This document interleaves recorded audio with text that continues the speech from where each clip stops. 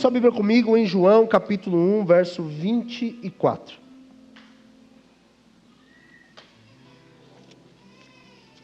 Tem uma palavra para nós hoje. Verso 24 ao verso 32.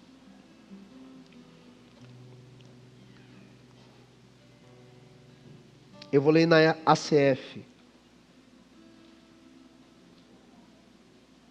Glória a Deus. Pegue sua Bíblia, abra ela. Glória a Jesus. Preste atenção na leitura, acompanhe comigo na sua palavra. Está escrito assim: E os que tinham sido enviados eram dos fariseus. E perguntaram-lhe e disseram-lhe: Por que batizas, pois, se tu não és o Cristo, nem Elias, nem o profeta? João respondeu-lhe dizendo: Eu batizo com água, mas no meio de vós está um a quem vós não conheceis. Este é aquele que vem após mim, que é antes de mim, do qual não sou digno de desatar-lhes a correia da sandália. Essas coisas aconteceram em Betabara, do outro lado do Jordão, onde João estava batizando. No dia seguinte, João viu a Jesus, que vinha para ele e disse: Eis o Cordeiro de Deus que tira o pecado do mundo. Eis o Cordeiro de Deus que tira o pecado do mundo. Esse é aquele do qual eu disse: Após mim vem um homem que é antes de mim, porque foi primeiro do que eu. Eu não o conhecia, mas para que ele fosse manifestado a Israel, vim eu, por isso, batizando com água. E João testificou dizendo: Eu vi o Espírito descer do céu como pomba e repousar sobre ele. Vamos ao Senhor em oração? Feche seus olhos. Pai, no nome de Jesus, eu oro por nós. Tua palavra foi lida perante o seu povo, e ela por si só já é o suficiente.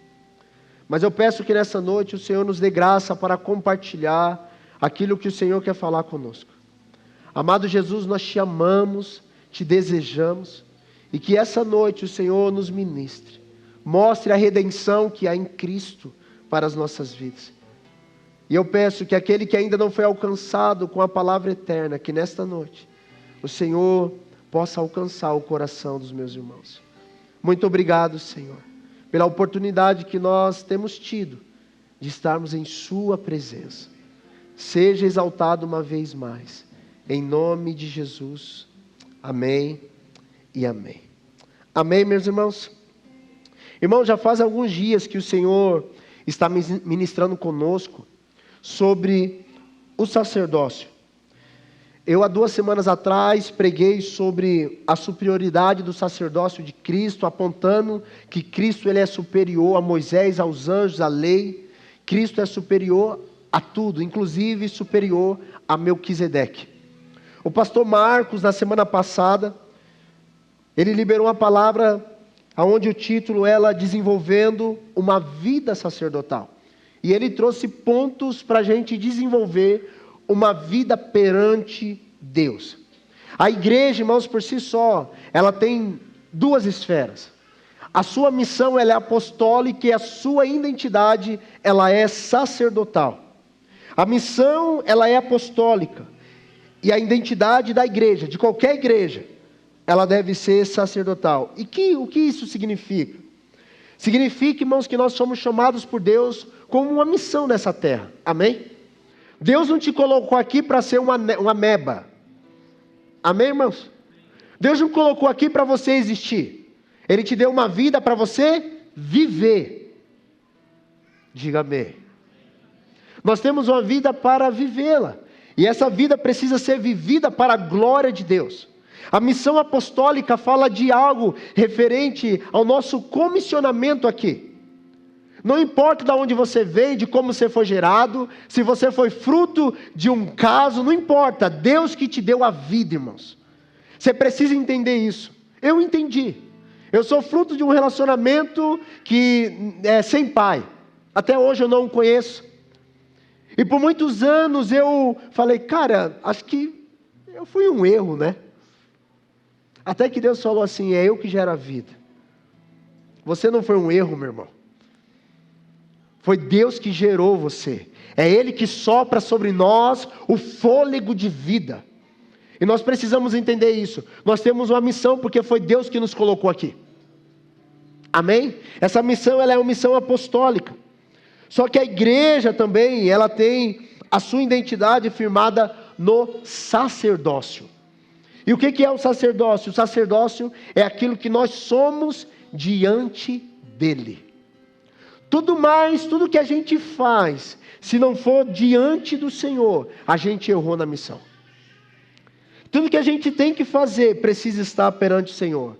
Então, apostólico e sacerdócio. Nós somos chamados como um povo sacerdotal. Essas são as duas verdades, e elas são fundamentais para a gente desenvolver a nossa vida diante do Senhor. Tem pessoas que querem uma missão e querem fazer coisa para Deus, e está tudo bem. Mas antes disso, a gente precisa ser nele. Amém? Antes de fazer, nós precisamos ser nele. E aqui fala da nossa identidade. Essa é a principal função que você e eu nós precisamos ter. Ser, estar, viver com Cristo. Amém, meus irmãos? Para desenvolvermos a nossa vida diante do Senhor, a gente precisa dessa realidade com clareza no nosso coração. Isso está atrelado à nossa redenção. O tema da minha mensagem hoje é a redenção em Cristo. E eu quero falar um pouco sobre isso. Esse aspecto sacerdotal referente à redenção que nós encontramos em Jesus. A história da redenção, irmãos, ela está fundamentada em sacrifício. Se nós olharmos para o Antigo Testamento, nós vamos ver, para que o povo viesse a ser redimido, passar por uma redenção, era necessário sacrifício. E Cristo, Ele é o sacrifício perfeito. Jesus, Ele é o sacrifício perfeito. Diga comigo, Jesus é o sacrifício perfeito. A Bíblia, ela revela que sem derramamento de sangue não há remissão de pecado. Para que houvesse remissão de pecado, ou seja, perdoados os nossos pecados, era necessário haver derramamento de sangue. Hebreus 9:22 diz que sem derramamento de sangue não há remissão de pecado. E o ministério de João, na qual nós lemos aqui, ele vai culminar em uma proclamação que é muito importante. Quando João está batizando no deserto, Jesus está no meio dele, e em um dia específico, Jesus aparece, e João aponta para Jesus e faz uma declaração. Essa declaração é: eis o Cordeiro de Deus, que tira o pecado do mundo. Eis o Cordeiro de Deus, que tira o pecado do mundo. A pergunta que nós devemos fazer é por que João olhou para um homem e comparou ele como um cordeiro que remove pecado? O que João estava falando a respeito de Jesus? Quem Jesus era naquele momento? Qual era a revelação que João estava dando àquele povo? E é sobre isso que nós vamos ministrar nessa noite. Eu quero ser didático com vocês.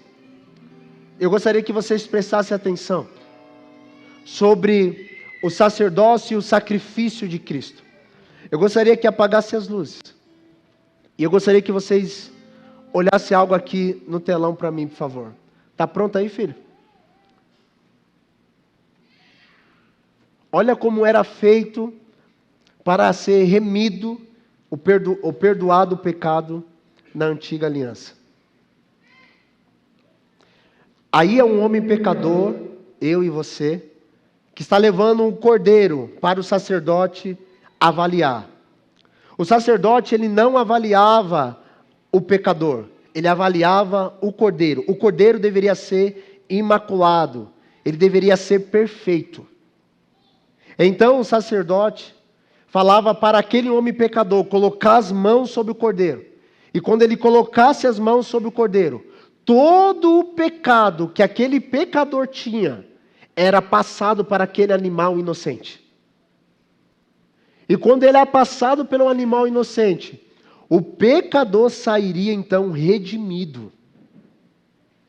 Esse é o sacrifício. Pós isso, de passar os pecados para aquele animal inocente, o pecador pegava aquela faca e cortava, matava, sacrificava aquele animal inocente, o Cordeiro de Deus. E então, aquele cordeiro era oferecido sobre o sacrifício. E o pecador voltava para casa redimido.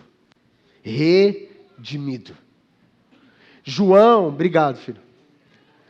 Quando João aponta para Jesus e olha para ele assim e fala: eis o Cordeiro de Deus, que tira o pecado do mundo. João está dizendo, todos nós somos pecadores. O único que pode remover pecado é esse Cordeiro. Agora, na antiga aliança existia algo. Na antiga aliança, os pecados, eles eram cobertos. Na nova aliança, o pecado, ele é removido. Há redenção em Cristo. Há redenção em Cristo. Independente de como nós já vivemos nossa vida, irmãos. Todos nós somos pecadores. Você é um traste sem Jesus. Um pecador, você não presta para nada sem Cristo, meu irmão. Todas as vezes o pecador precisava subir no templo para reconhecer o seu pecado.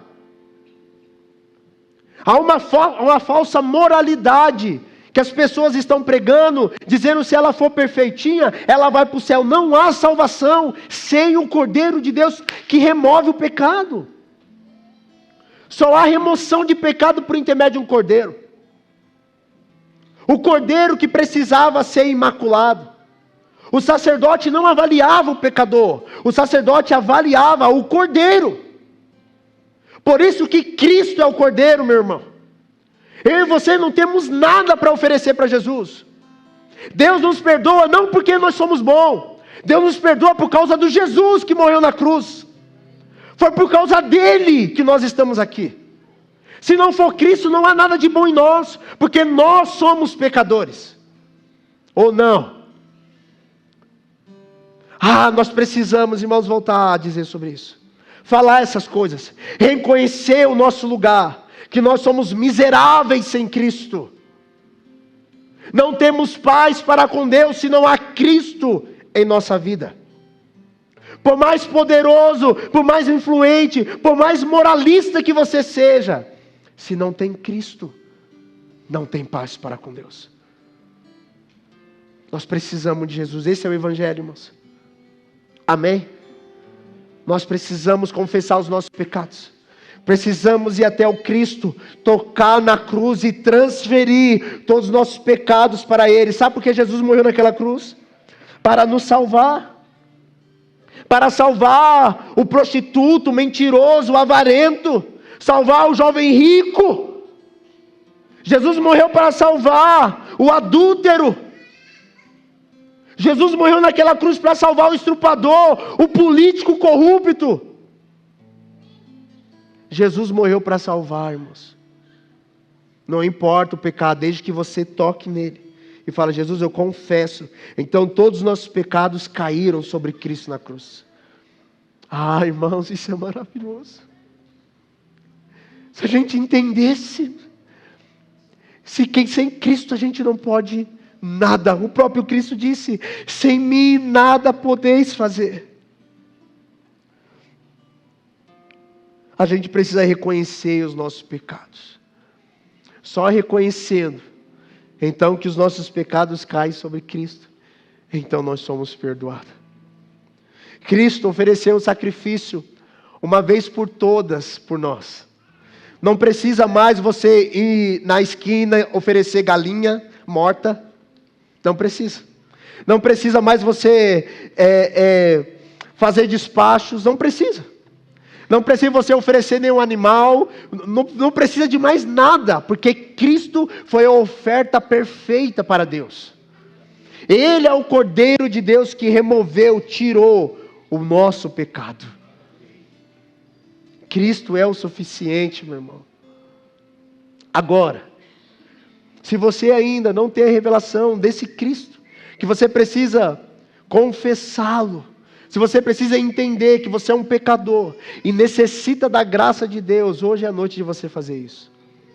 Que o Espírito Santo te convença do seu pecado. Que Ele convença você do juízo e da justiça de Deus. Amém, meus irmãos? Agora, a redenção em Cristo. Há 5 pontos que eu quero tratar com vocês hoje, que traz efeito na nossa vida referente, uma vez que nós somos redimidos por Cristo. Uma vez que a redenção em Cristo nos alcançou, algumas coisas começam a acontecer em nós. A primeira delas é que existe uma verdade, que nós pertencemos a alguém. Uma pessoa redimida é alguém que foi comprada. Essa pessoa ela foi comprada por um alto preço. E um alto preço foi pago. Logo, irmãos, você e eu, nós temos um dono. Nós pertencemos ao nosso Senhor Jesus, porque Ele pagou um alto preço naquela cruz por nós. Você pertence a alguém. Você é de uma pessoa. Uma pessoa que nos ama, que nos santifica, que nos restaura. Uma pessoa redimida, ela não vive por si só, ela é pertencente a outra, e essa outra é o próprio Cristo. Um homem não pertence ao outro, nós pertencemos a Deus, irmãos. Amém? Nós pertencemos ao Senhor. 1 Coríntios 3, 23 diz assim, vocês são de Cristo, e Cristo é de Deus. Nós pertencemos a Cristo. Como nós sabemos que pertencemos a Cristo? Uma pessoa redimida entende que pertence a Cristo, porque Cristo é o Senhor da vida dela. Por muitos anos nós ouvimos a mensagem de Jesus sendo o Salvador. Venha, Jesus quer te salvar. É verdade isso. Mas a salvação de Jesus está atrelada ao senhorio de Jesus. Jesus não salva de quem Ele não é Senhor, irmãos. A salvação de Jesus está atrelada ao senhorio de Jesus. Se Cristo não é o nosso dono, não é o nosso Senhor, como Ele será o nosso Salvador? Vocês estão aqui? Cristo precisa mandar em nós. Ninguém manda em mim. Está errado, pecador. Cristo precisa mandar em nós. Vós sois de Cristo. Vocês pertencem a Cristo. Quantos pertencem a Cristo aqui? Vocês pertencem a Cristo. Eu pertenço a Cristo. Quem se manda e não é mandado por Cristo, está dizendo, Jesus, o Senhor não manda na minha vida. Nós somos de Cristo. E Cristo é de Deus. A primeira verdade é que há pertencimento. Nós pertencemos ao Senhor. Uma pessoa redimida tem isso no coração. O segundo ponto é que uma pessoa redimida, ela tem a alegria do perdão. O redimido é uma pessoa que ela vai desfrutar da graça do perdão de Deus, irmãos. Sabe o que é justificação? Justificação é Deus perdoando os nossos pecados. Às vezes usamos termos que a gente não desfruta deles. Você fala, se é justificado, você fala, eu sou. E o que é ser justificado? Justificação é Deus trazendo perdão para aquilo que um dia Ele poderia nos condenar. É Deus perdoando os nossos pecados. E uma pessoa redimida desfruta do perdão de Deus. Porque uma vez que Deus nos perdoa, já não há mais nenhuma condenação sobre nós. Pastor, eu sou o dia todo, a minha vida toda sendo acusado por mim mesmo, pela minha consciência, pelo diabo, pelo mundo. Em Cristo já não há mais condenação. Romanos capítulo 8, verso 1 diz, portanto, agora já não há condenação para aqueles que estão em Cristo Jesus. Já não há mais condenação para nós. Romanos 8:33 diz assim, ó: quem fará acusação contra os escolhidos de Deus? É Deus quem os justifica. Quem pode nos acusar? Ninguém, irmãos. Se Deus nos justificou, se Deus trouxe restauração, quem pode nos condenar? Ninguém. Quem pode nos separar do amor de Deus? A altura, a profundidade, principado, potestade, morte? Ninguém. Nada vai nos separar do amor de Deus que está em Cristo Jesus, nosso Senhor. Nada, irmãos. Nada pode nos afastar de Cristo. Nada, nem a morte. Pastor, e se eu morrer? Tu vai para mais perto dele. Nada pode nos afastar. A gente precisa aprender a desfrutar do perdão de Deus. Deus já te perdoou e você está condenado aí. 20 anos na igreja. Deus já perdoou você, os seus pecados. Ele disse lá no livro de Abacuque, se eu não me engano. Ele diz assim: dos seus pecados eu não me lembrarei mais. Uma vez que você é redimido, perdoado, irmãos, quem lembra dos seus pecados é você, as pessoas e o diabo. Deus não lembra mais. Porque uma vez que Deus perdoa, Ele mesmo disse: dos seus pecados eu não vou lembrar mais. Ele apagou o nosso passado, irmãos, de pecado. Essas acusações que vêm sobre nós, baseadas em falhas que você vive, que você já foi redimido, já se arrependeu, não vem de Deus. Deus não acusa, Ele nos convence. Se há coisas no seu coração que precisa de perdão hoje, que o Senhor traz à tona, você se arrepende e Ele perdoa. Uma coisa que eu tenho entendido de Jesus é que Ele não despreza um coração quebrantado e contrito. Quando a gente vai com o coração quebrantado perante Ele, Ele nos apega, irmãos. Ele nos abraça. Ele nos pega no colo. Amém, irmãos? Cristo, Ele é um Deus amoroso, que tem santidade e pureza, mas nos ama. Todo aquele que se achega a Ele, Ele mesmo disse: aquele que vem a mim, de maneira nenhuma lançarei fora. Por mais distante que você esteja, faz dias que você não ora, faz dias que você não lê sua Bíblia, faz meses que você não jejua, faz tempo que você não se arrepende dos seus pecados, mas se você vier a Jesus, de maneira nenhuma, Ele disse, lançará você fora.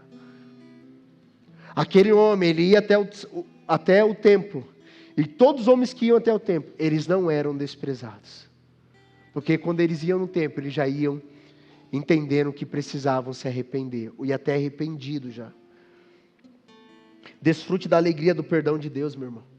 Isso é remissão de pecados. Uma pessoa redimida, ela é perdoada. Uma pessoa redimida, ela é perdoada. O diabo fala assim: eu sei que você fez no verão passado, te acusando, trazendo treta. Cristo fala: eu já te perdoei. Se você se arrependeu, Ele já te perdoou. Amém? Se há arrependimento, há remissão de pecado. Amém, meus irmãos?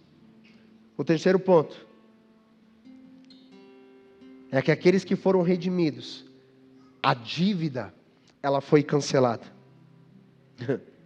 O Brasil, irmãos, ele tem trilhões de dívida interna e externa. É muita grana. Assim, não sei se um dia a gente sai disso. Só Deus. Mas a nossa dívida diante do Senhor, ela é bem maior. Ou era bem maior. Diante de Deus nós tínhamos uma dívida que nós não conseguiríamos pagar. Essa dívida sobre nós atraía sobre nós a maldição da lei. Mas Cristo carregou sobre si. A Bíblia diz em Gálatas 3,13: Cristo nos redimiu da maldição da lei, quando se tornou maldição no nosso lugar. Pois está escrito: maldito todo aquele que for pendurado no madeiro. já não há maldição para nós. Toda maldição lançada sobre você é uma mentira. Amém, irmãos? Pastor, parece que eu sou amaldiçoado. Se você está em Cristo, já não há mais nenhuma maldição sobre sua vida. Porque Cristo se fez maldito por nós. Cristo se fez maldito por nós. Todas as palavras malditas lançadas sobre nós, sobre você, não tem repouso, irmãos. Porque Cristo naquela cruz, Ele já fez maldição por nós. Olha, eu vou ler de novo o texto. Gálatas capítulo 3, verso 13. Cristo nos redimiu da maldição da lei, quando se tornou maldição no nosso lugar. Pois está escrito: maldito todo aquele que for pendurado em um madeiro. Cristo morreu na cruz, e lá na cruz Jesus levou toda a maldição, e hoje nós somos livres em Jesus, irmãos. Irmãos, não tem maldição sobre nós. Pastor, existe uma maldiçãozinha hereditária. Em Cristo não há maldição. Se estamos em Cristo, não há maldição sobre nós. Ele levou, a Bíblia diz, não sou eu. Se Ele levou, é verdade. Amém, meus irmãos? Cristo se fez maldito por nós. A dívida já foi cancelada. Agora eu e você já não somos mais malditos. Nós somos benditos do Senhor. Jesus na eternidade, quando nós chegarmos diante dele, vai falar assim: Michael, vinde benditos do Senhor, entra para o reino que eu tenho preparado para você. Vinde benditos do meu Senhor, vinde. Nós não somos mais malditos. Não há maldição contra mais o seu povo. Amém, irmãos? Por isso que toda maldição ela é quebrada na cruz. Meu Deus do céu. Toda maldição ela é destruída na cruz. Não importa de que família você veio. Não importa se seu pai era drogado, se seu pai era alcoólatra, sua mãe era uma prostituta. Não importa, você não é mais assim, porque você está em Cristo. Não importa o que fizeram. Não importa o que os nossos antepassados fizeram. O importante é a nossa vida em Cristo. Estamos escondidos em Deus, irmãos. Tudo muda. Tem pessoas que aprenderam assim: mas pastor, a minha família ela veio com esse histórico. Tá bom, até você. Até você. Uma vez que Cristo entrou na sua vida, daqui em diante tudo muda, irmãos. Amém, igreja? Minha família era toda vagabunda, tudo misturado com todos os tipos de carniça do mundo. Beleza. Até que Cristo entrou na nossa vida. E aí a transformação, meu irmão. A transformação. Cristo quando entra, Ele transforma tudo. A dívida ela é cancelada. As pessoas vêm cobrar e falam: não tem mais dívida não. Como assim você não tem? Você tinha, eu sei, alguém pagou por mim. Quem? Jesus na cruz. Ele pagou a dívida. Ele não tinha como pagar, Ele falou: eu quero você e eu vou pagar a dívida por você. Irmãos, o Evangelho ele é maravilhoso. O Evangelho não é um peso sobre nós, ele nos liberta do peso que carregávamos. O Evangelho nos liberta do peso que carregávamos. Amém? Diga comigo assim: eu não sou mais maldito. Agora fala com vontade: eu não sou mais maldito. Eu sou um bendito do Senhor.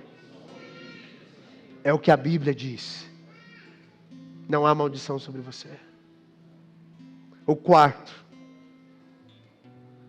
uma pessoa redimida, há redenção em Cristo. Uma pessoa redimida, ela vive em Cristo. O viver dela é Cristo. Nós éramos escravos, irmãos, do pecado. Em João capítulo 8, verso 34, Jesus respondeu assim: em verdade lhes digo que todo aquele que pratica o pecado é escravo do pecado. Você é escravo de tudo aquilo que te domina. Se você é dominado por algo, aquilo que te domina te escraviza. Então esse negócio fala: para a direita, você vai para a direita. Para a esquerda, você vai para a esquerda. Em João, o Senhor Jesus, João está declarando que todo aquele que pratica o pecado, note uma coisa: praticar o pecado não é pecar, porque todos nós somos pecadores.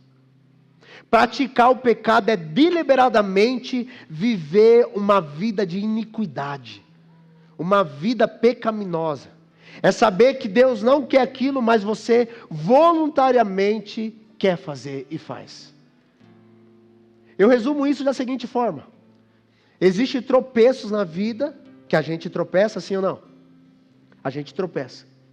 E às vezes a gente cai. Todos nós. Existe uma pessoa que tropeçou, mas existe aquele que se jogou. O crente, ele não se joga na lama. O crente pode até tropeçar. A Bíblia fala assim: mesmo que o justo caia 6 vezes, na 7ª ele levanta de novo. Você pode até tropeçar, 1, 2, 3, você pode até tropeçar. Mas viver caído, jogado na lama, e Deus não fez você para isso. Deus não fez você para ser reincidente a vida inteira nos mesmos pecados. Deus não fez a gente para isso.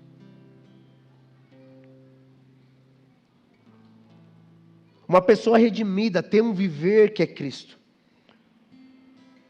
Agora nós, irmãos, os redimidos, Satanás não está mais nos subjugando no pecado. Porque agora nós estamos livres. Livres em Cristo para viver com Cristo. A Bíblia fala assim que Deus nos deu vida. Efésios 2:1 diz que nós estávamos mortos em nossos delitos e pecados. Coloca para mim aqui, por favor, Efésios 2, capítulo 1. Capítulo 2, verso 1 e 2. Põe para mim aqui, por favor. Diz assim: e vos vivificou, ou seja, trouxe vida, estando nós, mortos em nossas ofensas e pecados. Próximo.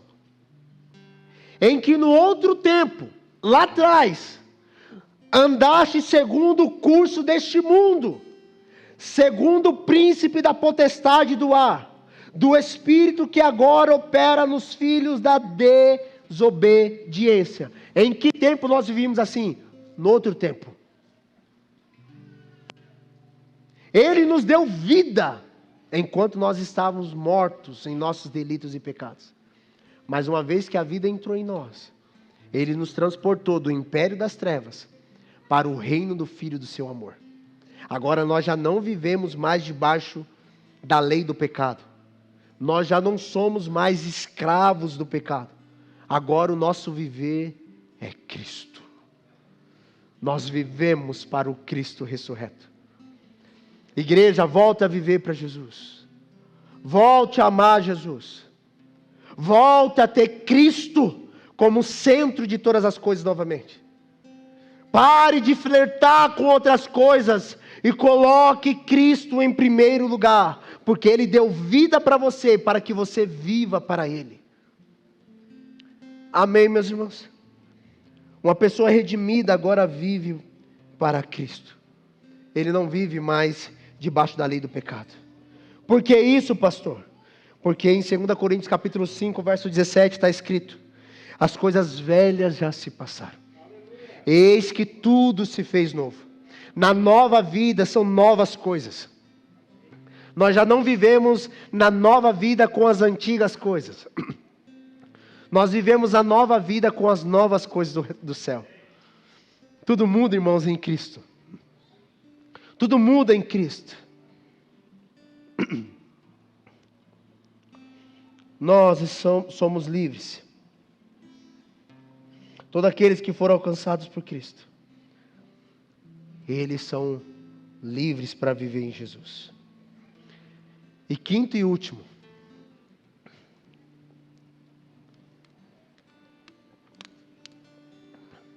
para aqueles que a redenção foi designada, aqueles que foram redimidos por Jesus, existe graça e salvação. O redimido, irmãos, é uma pessoa que desfruta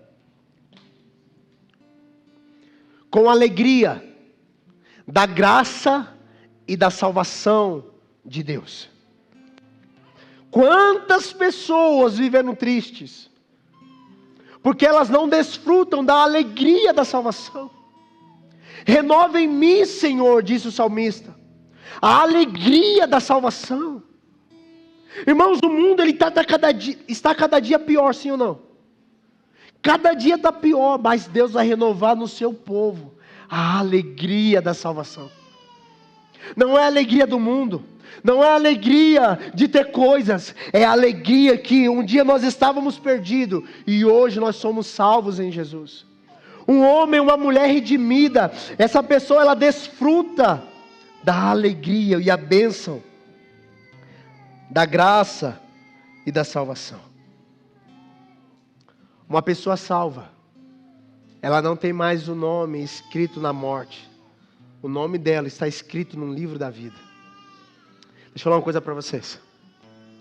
A missão não pode roubar a alegria de viver para Cristo. Olha para mim. A missão não pode roubar a alegria de viver para Cristo. Pastor, eu estou cansado, a minha missão, eu estou esgotado. Não deixe que a missão seja maior do que a alegria de viver a salvação em Cristo. Pastor, como você sabe disso? Jesus falou. Em Mateus capítulo 10, quando Jesus envia os discípulos de 2 em 2, ele fala assim: vão, pregue o evangelho, cure os enfermos, expulse os demônios, limpe os leprosos. Eu estou enviando vocês. E eles vão. Quando eles vão, a Bíblia diz que tudo isso acontece. Os demônios se submetem aos discípulos. Os doentes, eles são curados. O evangelho é anunciado aos pobres. O reino de Deus é expandido nos lugares que esses homens vão. Quando eles voltam felizes por causa disso. Eles chegam para Jesus: Jesus, deu certo. O que o Senhor falou aconteceu. Jesus olha para eles e diz assim: alegre-se ainda mais, porque o nome de vocês estão escrito no livro da vida. A missão é maravilhosa, irmãos, mas maior alegria é porque nós somos salvos em Jesus. Não deixe que a alegria da salvação, o diabo, o mundo e a circunstância roube a alegria da salvação que Deus colocou em você. Não deixe. Não deixe que nada roube a alegria que Deus colocou no meio do seu povo. Até nos dias difíceis, nós precisamos lembrar que Ele nos ungiu com óleo de alegria, porque Jesus foi ungido com óleo de alegria. E a unção vinha sobre a cabeça, e nós somos o seu corpo, e a unção, ela é derramada sobre o seu corpo.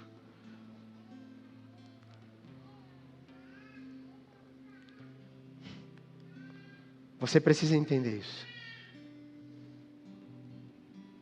Você não irá desviar se você entender que existe uma alegria perpétua e eterna que Deus já liberou sobre você.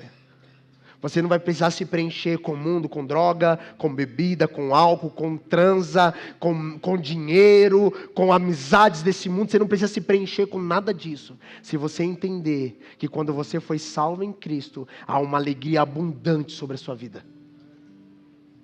Você não precisa mais de cocaína, de crack, você não precisa de mentira, você não precisa de ter 2 mulheres, 3 homens, você não precisa de baladinha, você não precisa de nada disso. Você não precisa de nada disso. Deixa o mundo ser mundo, meu irmão. Seja você crente. Seja você um homem, uma mulher de Deus, que a redenção te alcançou, que vive agora uma vida redimida. Irmãos, essas verdades afetam a nossa vida.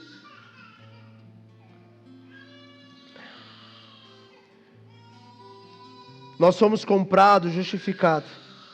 E agora nós somos salvos em Jesus. Você precisa ter a certeza da salvação. Cristo é o Senhor da igreja. Cristo é o Senhor da igreja.